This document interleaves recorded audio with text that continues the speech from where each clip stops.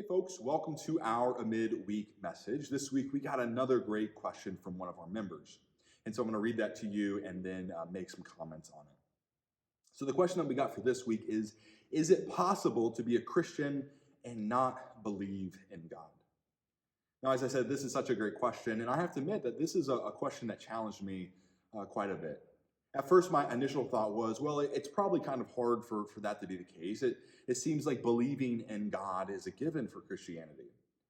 But I decided that instead of just giving an easy answer and moving on to the next question, I would try to think of how this might be true. So I started parsing through the semantics of this question.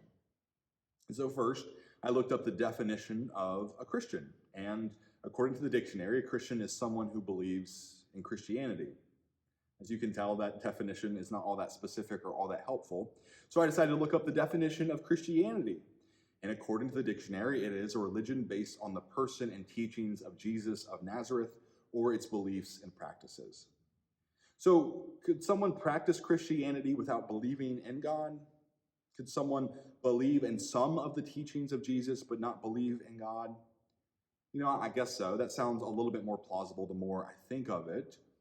And as I was continuing to think about this question, I remembered at one point learning in graduate school about a subgroup within Christianity called Christian atheists. And you've probably never heard of this group, but essentially Christian atheism keeps the forms and practices of Christianity while denying God's existence. And if I remember correctly, the Christian atheism gained more traction with the Death of God movement, which was a movement in the 20th century, which believed that Jesus' death on the cross was the literal death of God. And this was a position of Thomas Leitzer, one of the earlier proponents of Christian atheism.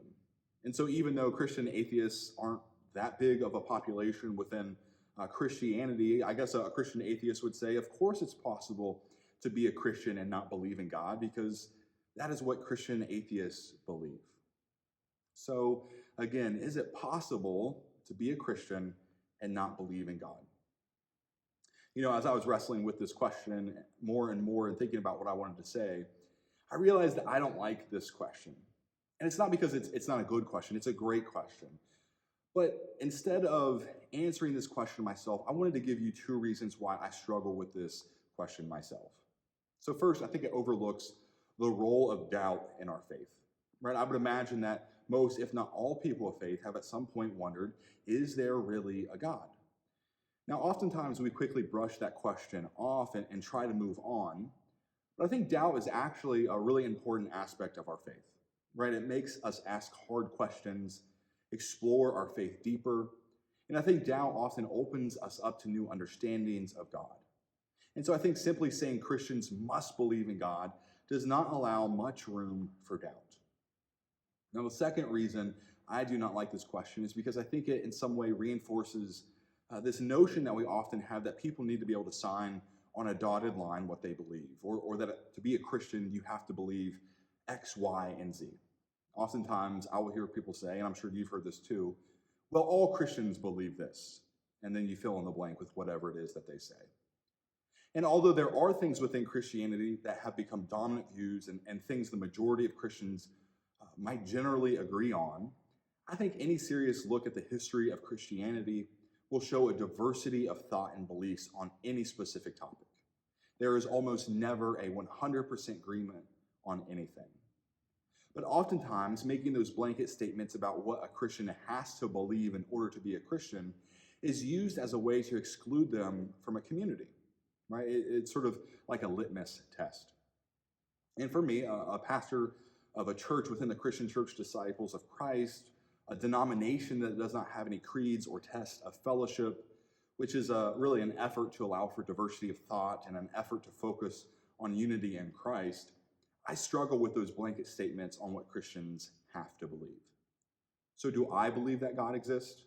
Absolutely. Does my denomination believe that God exists? Absolutely. We confess that Jesus is the Christ, the Son of the living God. And are there people of faith who live their discipleship different than me? 100% there is. And that, quite frankly, is something that is okay with me. So thank you again for submitting this question. I hope my answer was helpful to you. Before we go, let us close out with a prayer.